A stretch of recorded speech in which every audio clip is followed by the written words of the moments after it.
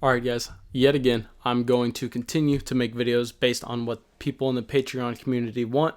And this video comes to you by someone who's been a patron of the show for a long time now. Owe him a massive thank you, a big part of the community, Joseph, and he wants to hear our thoughts on Kirk and if we are buying or selling. I think this is very interesting just because Christian Kirk's a guy that I was actually really high on coming into the NFL, and let's get into where I stand now.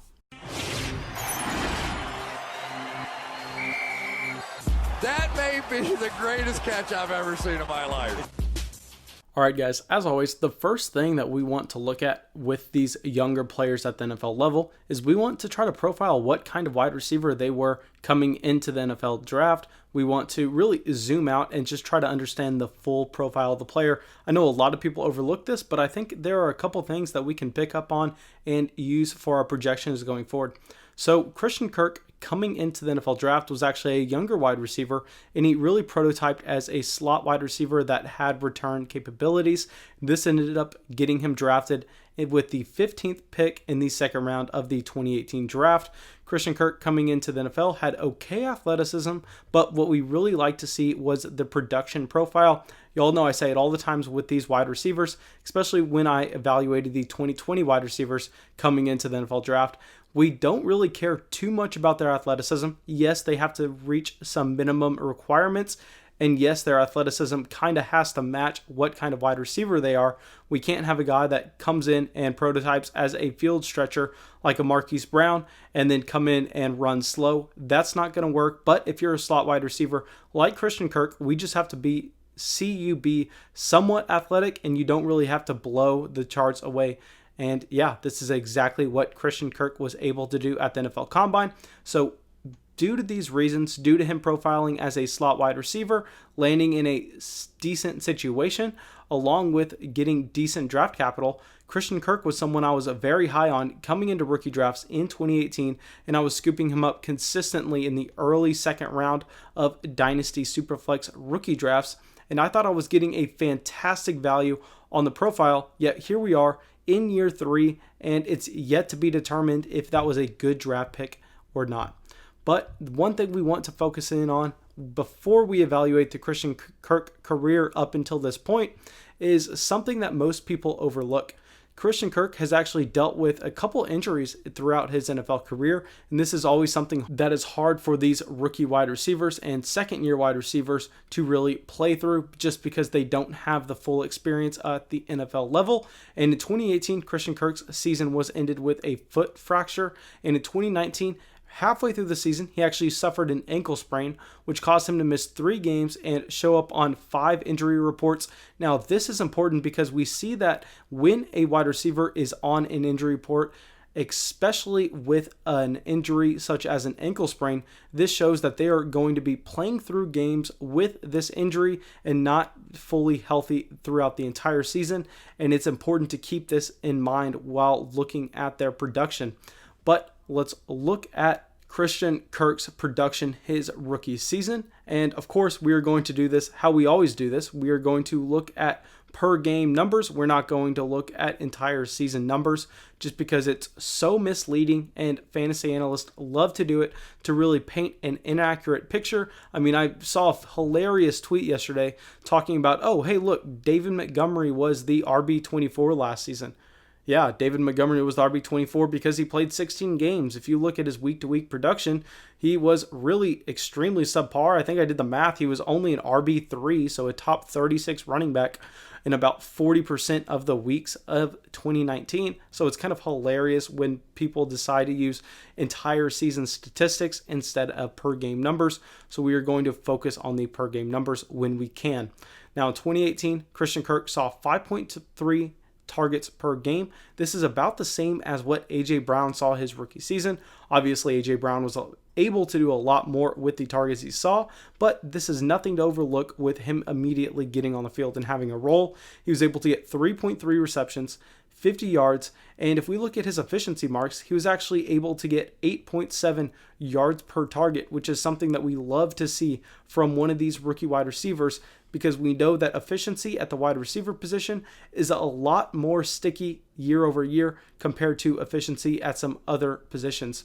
But what really dragged his fantasy production down was the touchdown column. And this is something that I love to see, honestly, when I'm trying to buy a player for the future. I want to look back at his previous seasons and see him scoring not that too many touchdowns. And I know y'all are thinking, Mason, I think you misspoke. You have that backwards. And no, guys, I really mean it. I would much rather see Christian Kirk scoring 3 touchdowns his rookie season and 3 touchdowns his sophomore season if I'm going to go out there and try to buy him before his 3rd season. Because if you look at the numbers, if you look at the math year over year, touchdowns are almost entirely random and they are a sample size issue.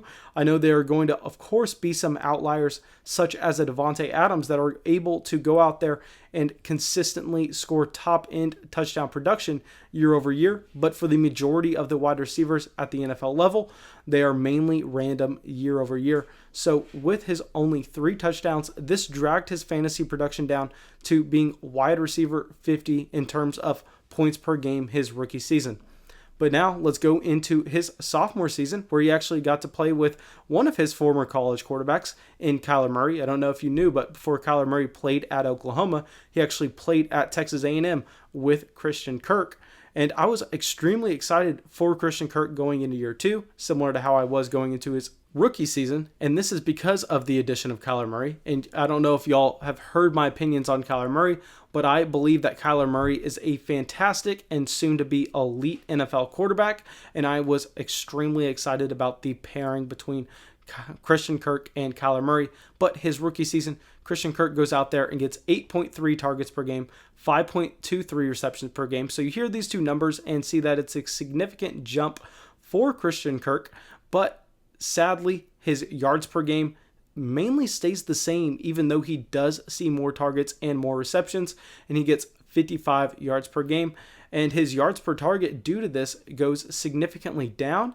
And what I think is important to remember while looking at this Christian Kirk sophomore season is he played through that ankle injury. So I believe that his efficiency marks going down is going to be able to be blamed away due to his ankle injury. And I think it's not something that we can expect going into 2020. Yet despite his downwards efficiency, despite only getting 3 total touchdowns in 2019, yet again, Christian Kirk was actually able to go up and be the wide receiver 31 in terms of points per game out of wide receivers that played 8 or more games in 2019. But now I know everybody's thinking, Mason, if you didn't hear, DeAndre Hopkins got traded to Arizona. And yes, of course I heard, and of course I understand that.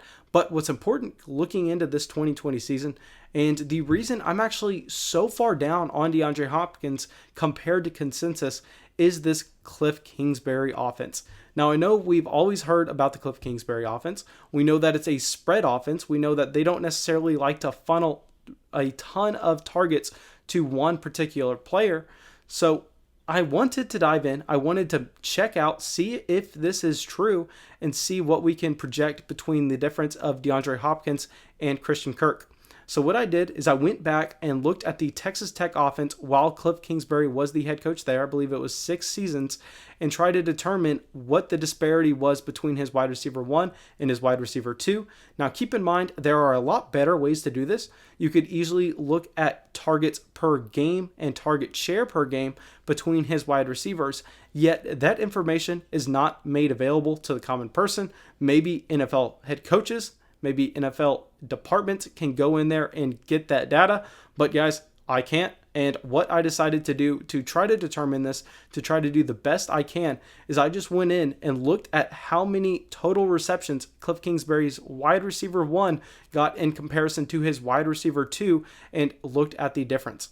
So let's start in 2013 and look at the difference between Kliff Kingsbury's wide receiver 1 and his wide receiver 2 in terms of receptions. So in 2013, we see a 23 reception gap. Then 2014, we see 2 receptions. 2015, 47 receptions. 2016, 9 receptions. 2017, 22 receptions. 2018, 26 receptions. And lastly, 3 receptions. So if we average all these out, we see an average difference of 18 receptions between Kliff Kingsbury's number 1 wide receiver and his number 2 wide receiver. And if you aren't necessarily familiar with totals for these college offenses. I'm going to let you know right now, that's a very small gap compared to what you mainly see across college football. But what's also important to see is DeAndre Hopkins is a volume monster. In Houston, DeAndre Hopkins was far and away the wide receiver one for his entire stretch there ever since he broke out in his third season. And we are going to look at the same thing we looked at the Kliff Kingsbury offense in this Houston Texans offense with DeAndre Hopkins starting in 2015 going through 2019. So first off, we see 24 receptions, then 24 receptions, 60 receptions, 83 receptions, and 55 receptions. So this is actually an average of a 57.2 reception difference compared to the 18 reception difference that we saw with Kliff Kingsbury's spread offense. Now, I don't think we can necessarily say, hey, it's Kliff Kingsbury's team. It's going to be his system. We're going to see a similar disparity between the wide receiver 1 and the wide receiver 2. Because if we look at the type of wide receiver that DeAndre Hopkins is, he's the guy that is going to command targets for good reason. Now, I think that what we can expect between this Kliff Kingsbury and DeAndre Hopkins dilemma is somewhere in the middle. I think that we are going to see Kliff Kingsbury to continue to spread the ball out, run a lot of 3-4 wide receiver sets, and not necessarily look to funnel targets to DeAndre Hopkins like we saw Bill O'Brien do in Houston. But nonetheless, let's look at what other obstacle Christian Kirk has to overcome to really cement himself as a top option in this offense, and that is historic player, Hall of Famer Larry Fitzgerald, who has now played 250 NFL games. He's going to be 37 years old, and I am completely out on Larry Fitzgerald. I know it's kind of a fool's game to say that, especially when Larry Fitzgerald has showed no signs of slowing down in his recent years with his efficiency marks. But you have to understand that Larry Fitzgerald is the type of wide receiver who's going to run a 5-yard out, turn around, catch the ball, maybe take 2 steps forward and fall down. I mean, they use him a lot in the screen game, but Larry Fitzgerald's not really the guy that's going deep, getting open, and being extremely efficient with the targets that he receives. And I think that we see that this team is ready to move on from Larry Fitzgerald. It's sad to say that, but they did go out there and invest in Andy Isabella with a 2nd-round pick last offseason. They went out there and with the first pick in the 4th round, they invested in Hakeem Butler, and Larry Fitzgerald fell behind Christian Kirk in targets per game in 2019. Now they go out there and invest in DeAndre Hopkins. So I think every sign points to them looking at Larry Fitzgerald and kind of determining that he's not going to be a factor in 2020 despite being on the roster. But now let's try to go out there and let's try to project what we can expect from this passing attack in 2020. Now the 2019 Cardinals actually threw the ball 542 times after a lot of people thought that they were going to be pushing the 600 number. I know a lot of people said, hey, look at Kliff Kingsbury. He's going to rack up the plays per game, and we are really going to be able to expect this team to really almost lead the league in pass attempts Kyler Murray's rookie season.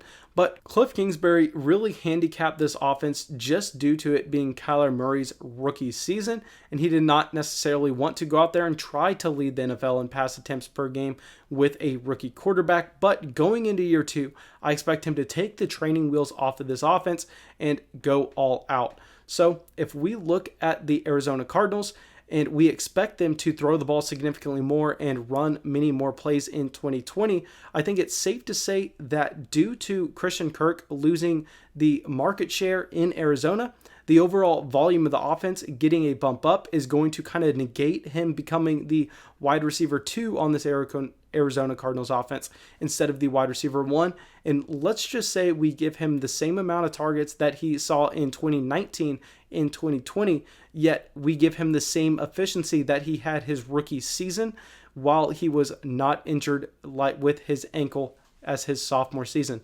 So this would be giving him 5.23 receptions per game for a total of 84 receptions throughout the entire year and 72.21 yards per game, a total of about 1,100 receiving yards throughout the entire year. And let's give him a random touchdown mark because I know that touchdowns are random year to year at the NFL level. Really, the only thing you can use to try to predict them is the overall volume of the offense and how many times you believe that the offense is going to score. So let's say Christian Kirk scores 6 touchdowns in 2020, and let's see where this puts his fantasy value. Now, if all these marks happen, which I think it's fair to assume, this is going to give Christian Kirk 14.7 points per game, which would have made him the wide receiver 22, so a low-end wide receiver 2 in fantasy in 2019. Yet, going into 2020, Christian Kirk is going to be in year 3, so I think that there is some upside for him to go out there and become a better NFL wide receiver and up the efficiency and maybe even command more targets than I expect.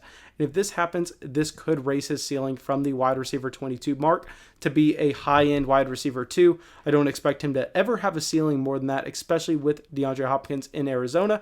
So my advice with Christian Kirk is if you play in a deep dynasty league, if you play in a league that's start 11, 12, or 13, I know that sounds crazy for some of y'all, but I mean, that's the majority of my leagues. I have no leagues that you start less than 11 players at this point. I'm going to go out there and I'm going to buy him because he's going to be a flex option with a high floor and a high weekly ceiling that's going to rack up fantasy points throughout the entire season for you. But if you play in a shallow league where you can only start 8 or 9 guys and you're really just looking for that upside like a Devontae Parker, I'm going to try to avoid Christian Kirk and go out and spend that capital elsewhere. But thanks, guys. Really hope you all enjoyed the video. Really hope you all got something from it. As always, if you did, make sure you subscribe and have a great day.